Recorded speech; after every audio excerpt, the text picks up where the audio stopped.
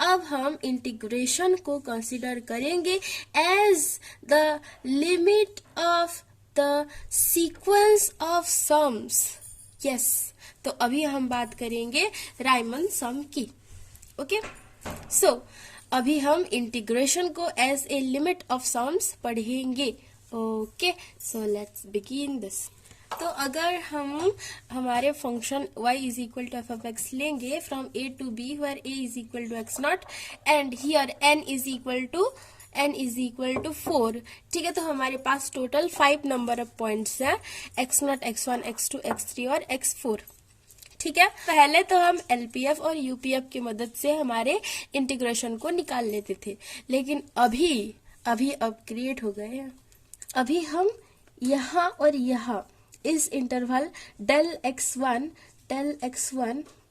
ये जो इंटरवल है इसमें से कोई एक पॉइंट हम चूज करेंगे। लेट यहाँ चूज करें, ठीक है, और उसको नाम देंगे T1।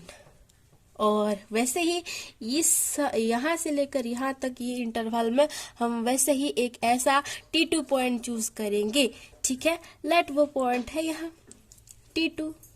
वैसे ही यहाँ है हमारा T3, लेट यहाँ है हमारा T4, ठीक है। तो अभी हम क्या करेंगे, T1 से लाइन खींचेंगे, यानी कि f ऑफ T1 हम अभी बाहर निकालेंगे। तो f ऑफ T1 हो गया ये वाला, कुछ वैसे ही f of T2, f of T2,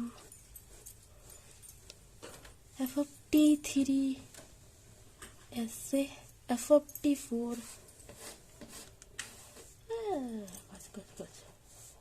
f of T2, f of T1, f of T2, f of T3, f of T4। अभी हम f of T1 into del x1 करेंगे तो हमें ये एरिया मिल जाएगा, ये एरिया ऐसे, ठीक है।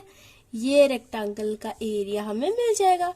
वैसे ही अगर हम plus f of T2 into del x2 करेंगे तो हमें वैसे ही ये वाले रेक्टेंगल का एरिया ऐसे करके मिल जाएगा, ये सेकेंड रेक्टेंगल का एरिया, ठीक है। देखो हम T1, T2 ये सारे पॉइंट्स इस इंटरवल के अंदर से ले रहे हैं, यानी T1 ये पॉइंट भी हो सकता है, ये पॉइंट भी हो सकता है, और इन बीच में से कोई भी एक पॉइंट रैंडमली हम चूज कर रहे हैं, कोई भी पॉइंट हो सकता है, लेकिन इस इंटरवल के अंदर, ठीक है। उसी तरह plus f of T3 into del x3 करेंगे तो हमें ये वाले रेक्टेंगल का एरिया ऐसे करके मिल जाएगा। वैसे ही plus f of T4 into del x4 करेंगे तो हमें ये वाले रेक्टेंगल का एरिया मिल जाएगा। और ये जो हमने सम कर लिए, ये रेक्टेंगल का एरिया प्लस ये रेक्टेंगल का, ये थर्ड रेक्टेंगल, ये फोर्थ रेक्टेंगल, सबको मिलाकर जो मिलेगा that is called as SPF, and this is called as Riemann sum. Riemann sum of the function f over the closed interval AB relative यानी वो संबंधी वाले relative to मतलब corresponding to the partition P, relative to the partition P. T1 is a random point between the closed interval x0 to x1, ठीक है। So Ti is a random point in the subinterval del xi, where I varies from 1 to n. Okay, तो पता चल गया SPF होता क्या है। अच्छा, लेकिन अगर n टेंड्स टू इन्फिनिटी, यहाँ तो n इज इक्वल टू 4 है, इन्फिनिटी नहीं।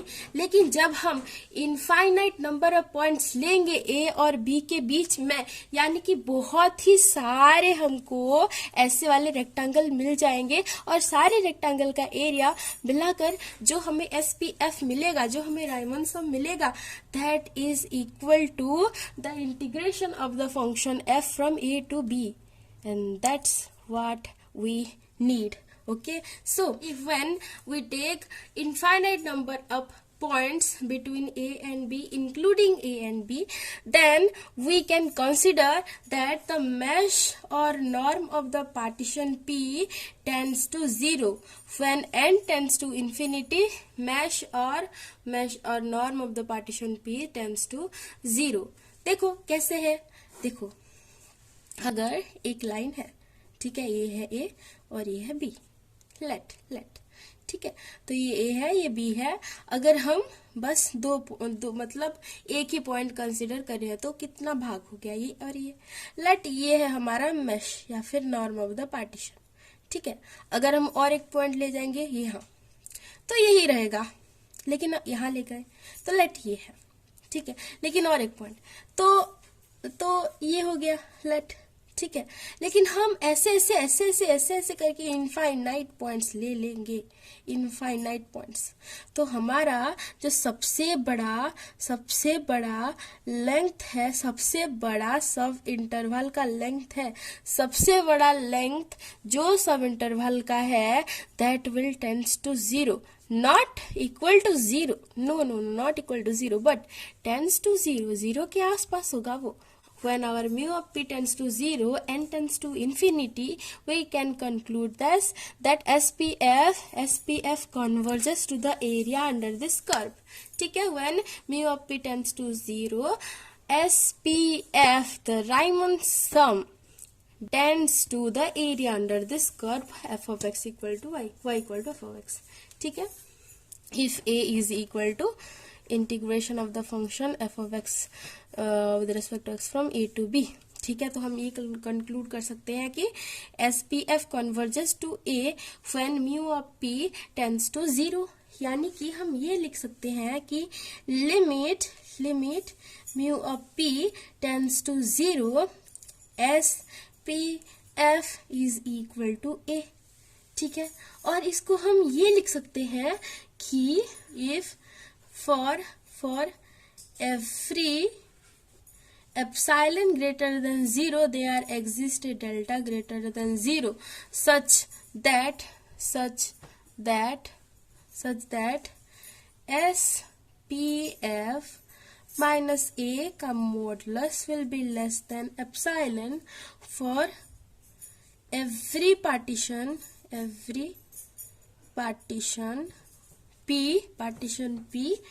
with mu of P is less than delta for every choice of points ei in del xi subinterval of the closed interval AB. Then we can say that f is integrable.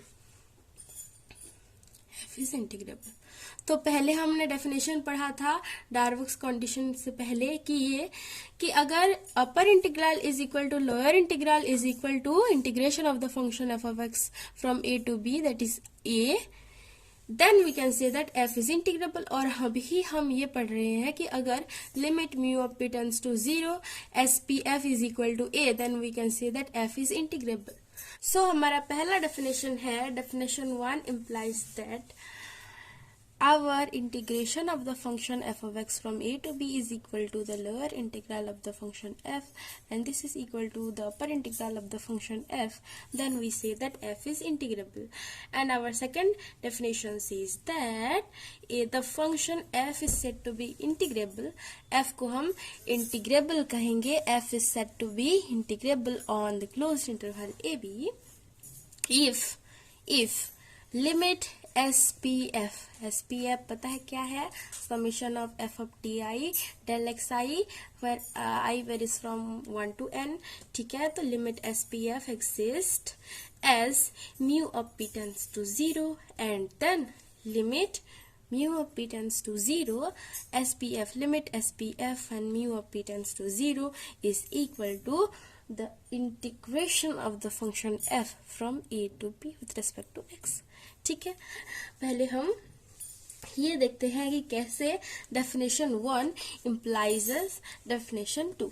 तो हम definition 1 implies definition 2, इसको हमें proof करना है, यानी कि हमें ये गिवन है और हमें प्रूफ ये वाला पार्ट करना है. Let us consider this is true for a bounded function f. ठीक है, तो इसीलिए वो इंटीग्रेबल भी है. Greater than 0 by Darboux theorem, we can say that there exists a delta greater than 0 such that for every partition P mu of P will less than delta, UPF is less than upper integral of the function f plus epsilon, and LPF is greater than lower integral of the function f minus epsilon. और as हमें पता है कि lower integral is equal to this integration of the function F of x from A to B, and this is also equal to this. सो हम इसके और इसके बदले में ये लिख सकते हैं, तो ये बन जाएगा integration of the function F of x from A to b plus epsilon, and this is also integration of the function F of x from A to b minus epsilon. Okay. और हम ये तो जानते हैं कि if ti is a, और हम ये तो जानते हैं कि if ti is a random point in our sum interval del xi, so हम ये कह सकते हैं कि LPF, the lower sum of the partition f corresponding to that partition P is less than or equal to our SPF, and this is less than or equal to UPF.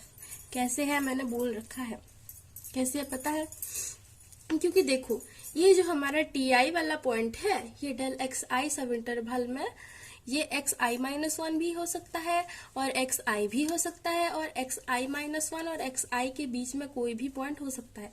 तो हम इसके लिए ये लिख सकते हैं. ठीक है, तो हम ये लिख सकते हैं ना, our LPF is greater than this. ठीक है, LPF is greater than this and UPF is smaller than this. ठीक है, UPF जो है ये इससे छोटा है. UPF जो है ये इससे छोटा है.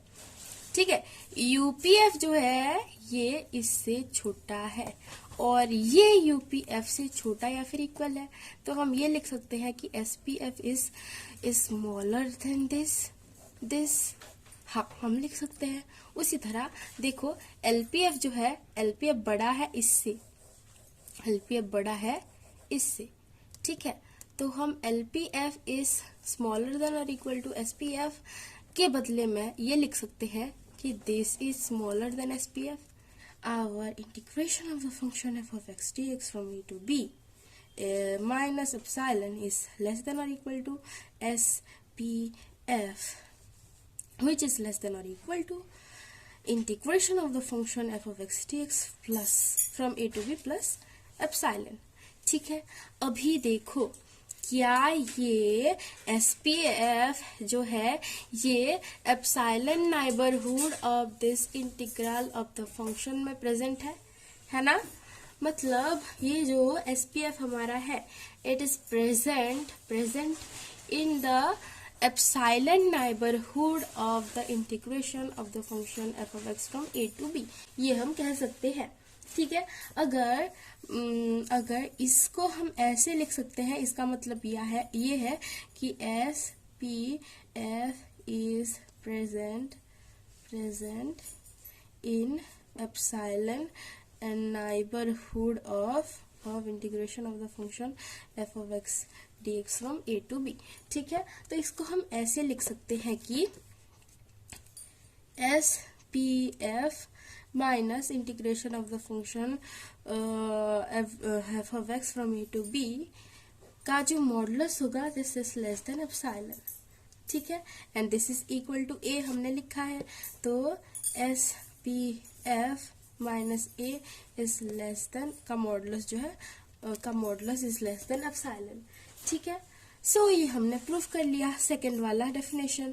This is equal to limit mu of P tends to 0 S P F is equal to A. तो हमारा ये प्रूफ हो गया है ना।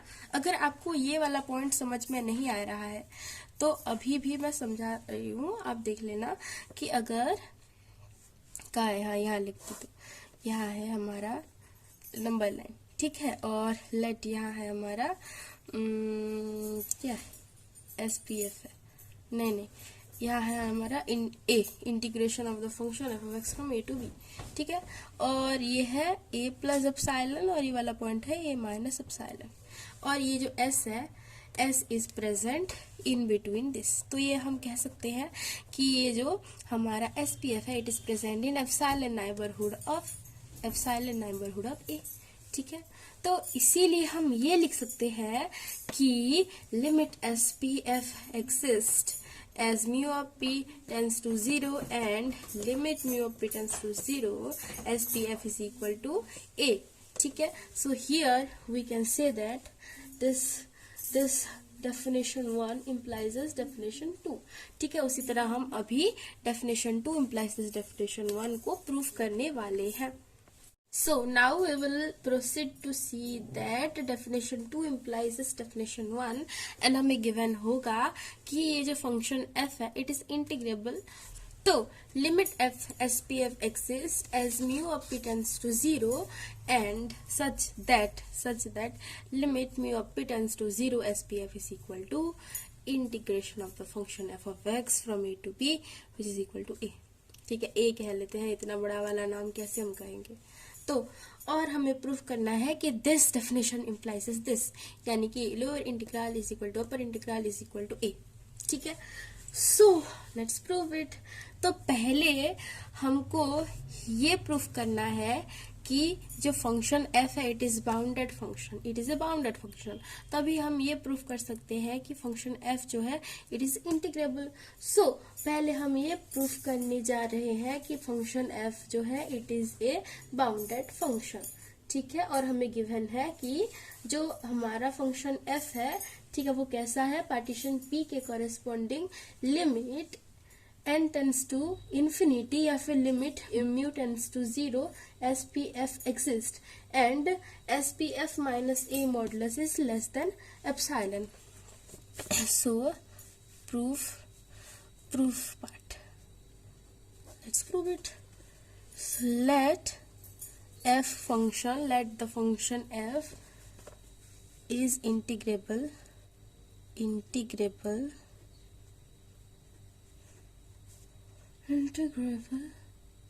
so that limit SPF exists as n tends to infinity or mu of p tends to 0 such that limit mu of p tends to 0 SPF is equal to a।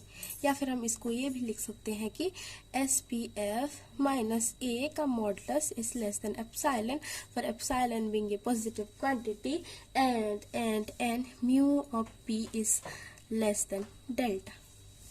Okay, ये restriction के साथ हम आगे बढ़ रहे हैं। ठीक है, तो अभी हमें ये प्रूफ करना है कि ये जो फंक्शन f है it is a bounded function. So to prove this, सो हम इसको कॉन्ट्राडिक्शन मेथड से प्रूव करेंगे। Therefore we assume that let function f is not bounded, let it is not bounded above. ठीक है, it is not bounded above. So हम ये लिख सकते हैं कि taking epsilon greater than 0 we can conclude that SPF minus A का जो मॉडुलस है इट इज लेस देन 1। ठीक है, अगर f एक बाउंडेड फंक्शन नहीं है तो इसका मतलब ये है कि P पार्टीशन के हिसाब से एक ऐसा सब इंटरवल एग्जिस्ट करता है जो कि बाउंडेड नहीं है। ठीक है, अगर हमारा ये जो फंक्शन f है it is not bounded in the closed interval AB, तो एक ऐसा एटलीस्ट एक तो ऐसा सब इंटरवल जरूरी है मिलना जिसके ऊपर हमारा जो फंक्शन f है इट इज नॉट बाउंडेड। ठीक है, सो हम ये कंक्लूड कर सकते हैं कि SPF minus 1 is less then 1 अगर हम एप्सिलॉन का वैल्यू को एप्सिलॉन को अगर हम 1 ले जाएंगे तो हमें ये मिल जाता है। ठीक है, we assume that epsilon is equal to 1। Epsilon कोई भी एक पॉजिटिव नंबर हो सकता है तो 1 क्यों नहीं। ठीक है, तो taking epsilon as 1 we have this. ठीक है, ये प्रूफ हो सकता है एज हमने गिवन में ये ही लिया है ना, कि एप्सिलॉन की हर एक पॉजिटिव वैल्यू के लिए ट्रू होगा।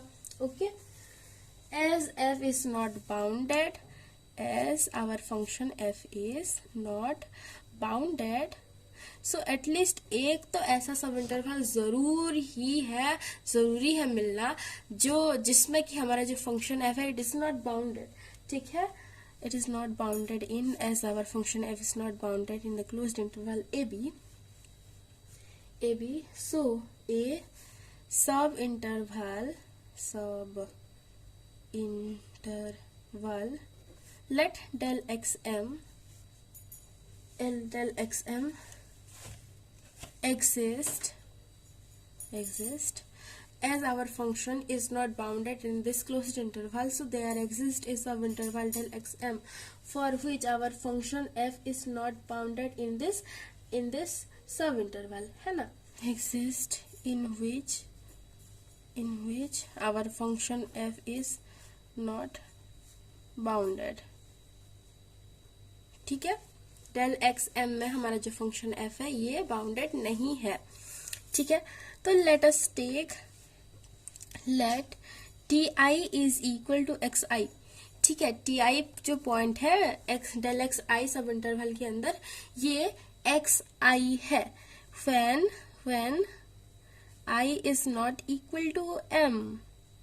I varies from 1 to n, but I is not equal to m is fixed। यानी कि अगर सपोज हमारा जो फंक्शन f है इट इज नॉट बाउंडेड, यानी कि कोई एक ऐसा इंटरवल एग्जिस्ट कर रहा है जिसके ऊपर हमारा जो फंक्शन f है इट इज नॉट बाउंडेड, और बाकी के सारे जो सब इंटरवल है उसमें वो हमारा जो फंक्शन f है ये बाउंडेड है। यानी कि जो हमारे सारे के सारे बाकी रेक्टेंगल्स मिल रहे हैं that are finite, that are fixed. ठीक है, वही एक रेक्टेंगल है जिसका अपर बाउंड नहीं मिल रहा है या फिर लोअर बाउंड नहीं मिल रहा है, वो इतना लंबा सा चौड़ा सा है ना। तो हम ये लिख सकते हैं कि हम अगर m वाले रेक्टेंगल mth वाले रेक्टेंगल को हटा दे तो जो कुछ भी हमें मिल रहा है दैट ऑल आर फिक्स्ड। ठीक है, तो हम ये कंक्लूड कर सकते हैं कि फॉर एवरी ti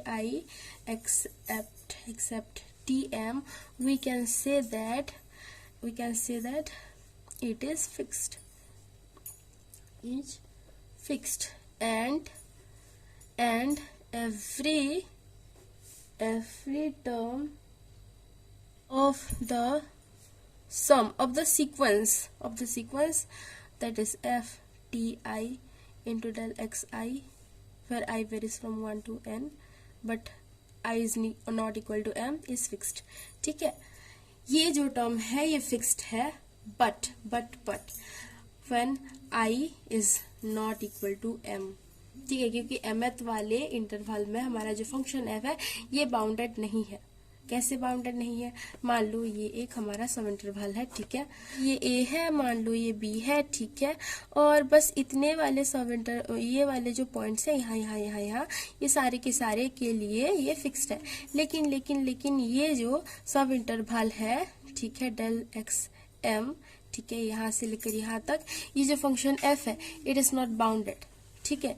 तो हमें ये नहीं पता है या फिर ये नहीं पता है या फिर दोनों ही नहीं पता है, ठीक है। तो इसका मतलब क्या है कि it is not fixed, this rectangle is not fixed, this area is not fixed, बाकी के सारे एरिया तो फिक्स्ड है। तो हम अगर इसको हटा देंगे तो जो भी बचेगा that all are fixed in this sequence, ठीक है, इन दिस सम। तो हम ये लिख रहे हैं कि t i when i is not equal to m, इसके लिए हम ये लिख सकते हैं कि ये जो सीक्वेंस है इट इज फिक्स्ड, ठीक है, it is fixed as function f is not bounded in del x m, ठीक है।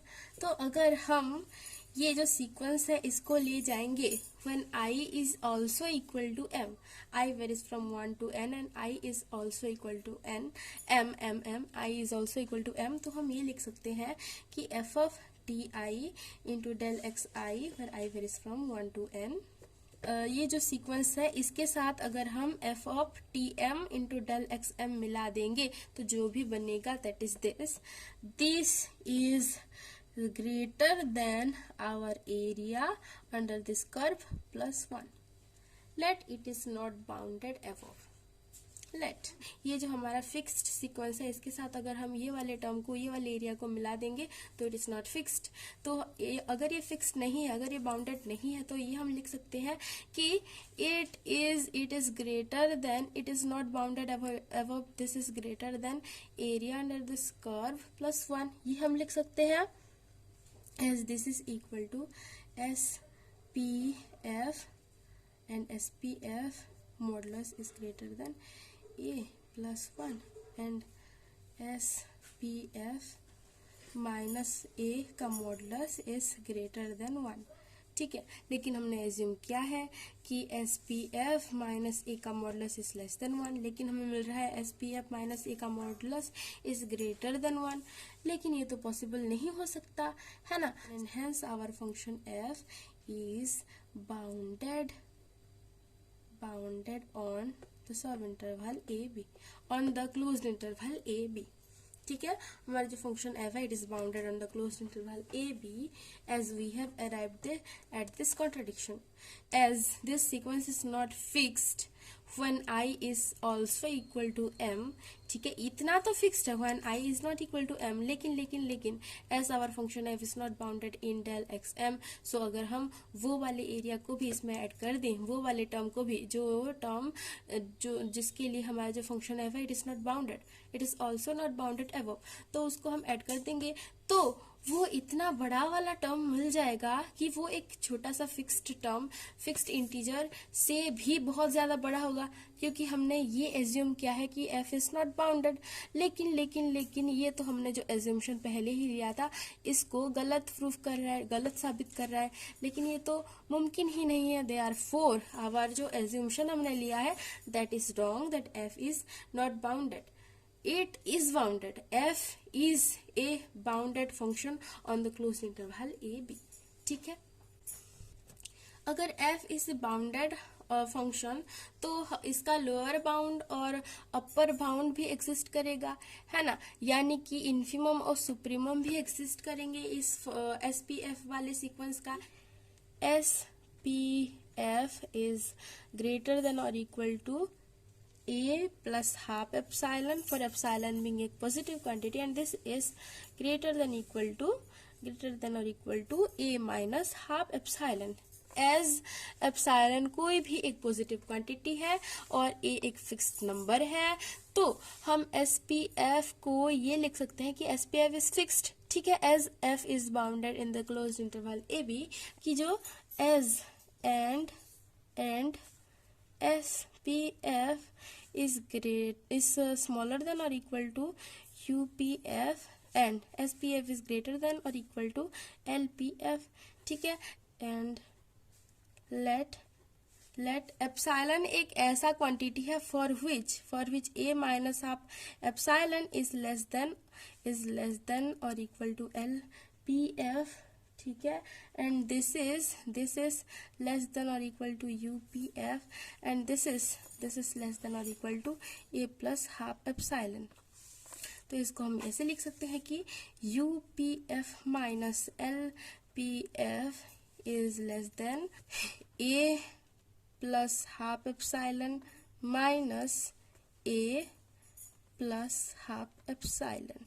तो यहाँ हम लिख सकते हैं कि U P F minus L P F is less than और इक्वल टू एप्सिलॉन, ठीक है। और हमें ये मिल गया, यानी कि हमारा जो फंक्शन f है it is integrable, and as our function f is integrable, तो हमारा प्रूफ हो गया कि अगर हमें डेफिनेशन 2 गिवन है तो हम ये लिख सकते हैं कि हमारा जो फंक्शन f है इट इज इंटीग्रेबल। हम ये कंक्लूजन तक पहुंच गए कि f is integrable if that satisfy the definition 2, okay, and this implies that the lower integral of the function f of x is equal to the upper integral of the function f of x dx, and this is equal to integration of the function f of x from a to b, ठीक है। So definition 2 also implies this definition 1 here.